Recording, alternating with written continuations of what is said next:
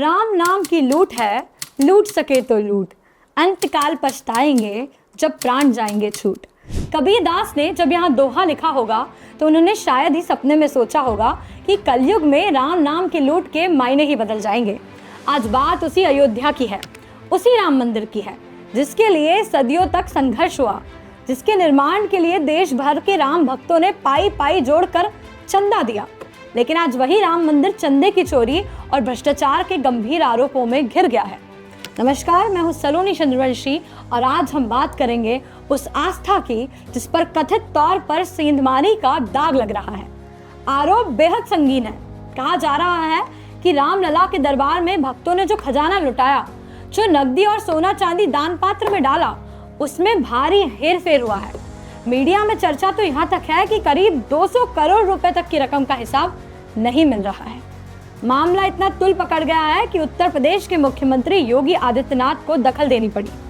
योगी आदित्यनाथ अयोध्या पहुंचे और उन्होंने साफ किया कि राम जन्मभूमि तीर्थ क्षेत्र ट्रस्ट के कहने पर SIT यानी स्पेशल इन्वेस्टिगेशन टीम बना दी गई है। जांच निष्पक्ष होगी और सच सबके सामने लाया जाएगा। लेकिन सवाल यह है कि आखिर SIT की शुरुआती जांच में क्या निकलकर सामने आ रहा है। जो बातें छन कर आ रही है वो हैरान करने वाली है। पहली बात तो यही कि दान पात्र से पैसा निकालने, उसे दफ्तर तक लाने और गिनने का जो पूरा सिस्टम है वह सुरक्षित और पारदर्शी नहीं है।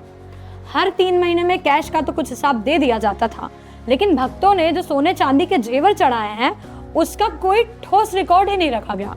इसके अलावा भाई भतीजावाद के भी आरोप है कि कुछ प्रभावशाली सदस्यों ने अपने ही रिश्तेदारों को नौकरी पर रखवा लिया। सुरक्षा गार्ड की नियुक्ति से लेकर सामान खरीदने के टेंडर तक में गड़बड़ियों की सुगबुगाहट है। इसी लापरवाही का नतीजा है कि श्रद्धालुओं के दर्शन, प्रसाद वितरण और सीता रसोई जैसी व्यवस्था में खामियां नजर आने लगी है। अब सबसे बड़ा सवाल तो यही उठता है कि ये सब किसकी नाक के नीचे हो रहा था। इस पूरे विवाद में अगर किसी एक नाम की सबसे ज्यादा चर्चा है तो वो है ट्रस्ट के महासचिव चंपत राय। राम मंदिर प्रोजेक्ट संघ की सबसे अहम और प्रतीक्षित सपनों में से एक रहा है। ऐसे में जब चंपत राय जैसे कद्दावर चेहरे पर सवाल उठते हैं तो मामला और भी संवेदनशील हो जाता है।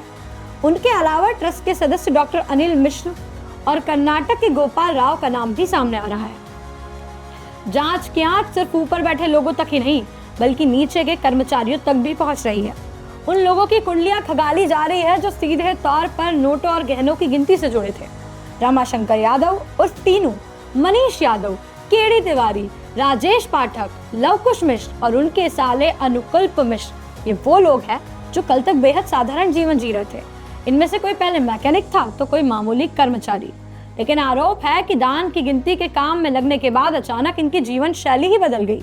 किसी के घर में कैश मिलने की चर्चा है तो किसी की नई संपत्तियां और फार्म हाउस की जांच हो रही है।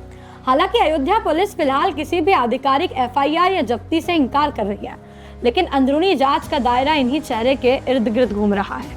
अब आप जरा सोचिए, जिस राम मंदिर में रोज करीब 1 लाख भक्त आते हैं, जहां रोजाना 8 से 10 लाख एक खास मौके पर 50-60 लाख रुपए तक का चढ़ावा आता हो, वहाँ का मैनेजमेंट इतना लचर कैसे हो सकता है। कहने को तो हाईटेक काउंटिंग रूम है, CCTV कैमरे लगे हैं, पैसा सीधे स्टेट बैंक के स्पेशल खाते में जमा होता है, लेकिन फिर भी स्टाफ की निगरानी में इतनी बड़ी चूक कैसे हो गई।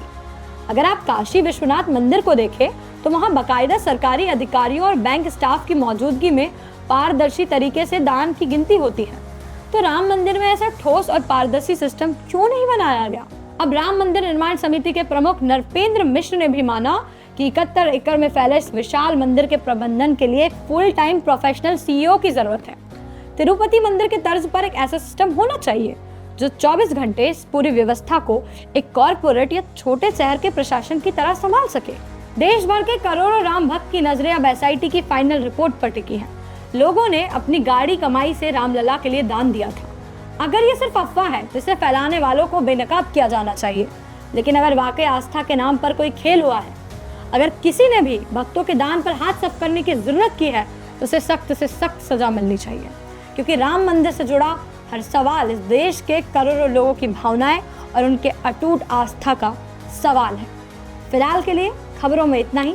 मैं सलोनी विदा लेती हूँ। आप लोग देखते रहिए न्यूज़ कोठरी।